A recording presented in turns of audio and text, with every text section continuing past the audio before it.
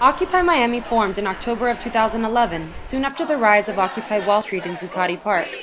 Fighting against the alleged corruption of the 1%, the Occupy movement sets out to protect the 99% of Americans who are suffering under the current political corruption. Gaining so much momentum in such a little amount of time, the Occupy movement attracted plenty of press. Unfortunately, not all publicity was good publicity. The mainstream media's opinion of the whole matter is completely so off base because they were very specific about the message they wanted to put out. The media kind of portrayed us as maybe not trashy, but people that don't have a specific voice. I feel that there's a direct correlation with people who feel the need to criticize something that is rather abrupt. I think they were just trying to say that we were messageless, that we were ineffective.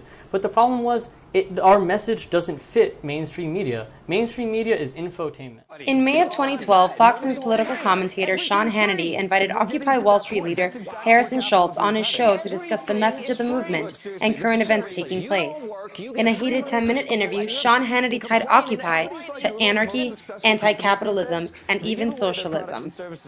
I'm personally not an anarchist. I'm fighting for order and morality to be put back in place. The system right now is more anarchistic than anything. There's no real representation. It's not anarchistic. I would have to say it's more, leaning to fascist or corporatist or, bankist. I would say that the on-the-ground, in-camp experience was a real experiment in participatory democracy. We're actually kids who are doing something for the government, not for the government, but for the people. If they aren't anarchists, why burn a dollar bill in the Occupy Miami promo video?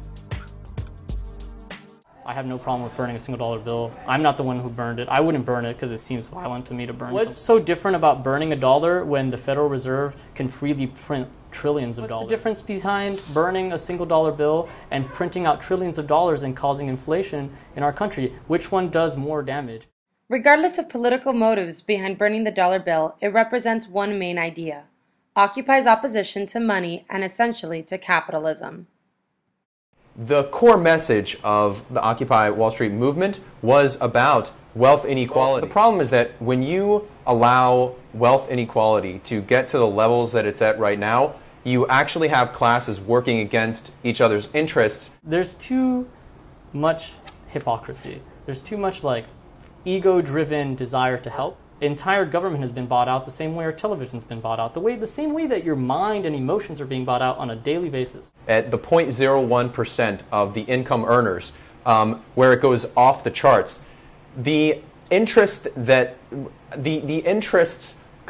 revolve around corrupting the political process, because no politician is able to come into the system without money. Historically speaking, the anger towards the wealthy have led to socioeconomic shifts leading to extreme socialism or communism. Many are wondering if Occupy is purposely starting this class warfare.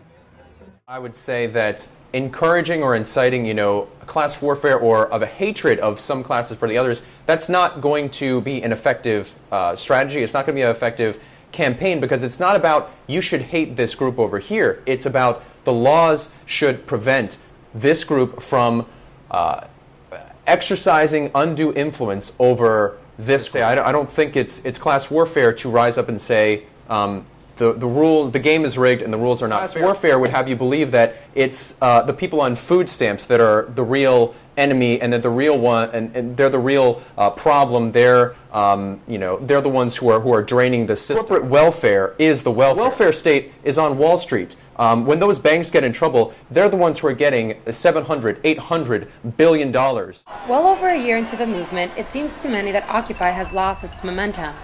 Occupy Miami would have to disagree. I don't agree with the fact that Occupy is dead. I think Occupy got smarter. They're focusing on social media for social good. They're realizing that there's a whole other spectrum of issues and worldly problems that we haven't even scratched the surface of, going into the direction we need to go into, which is the tech savviness that we desperately need. This is Adina Garcia reporting for American Studies.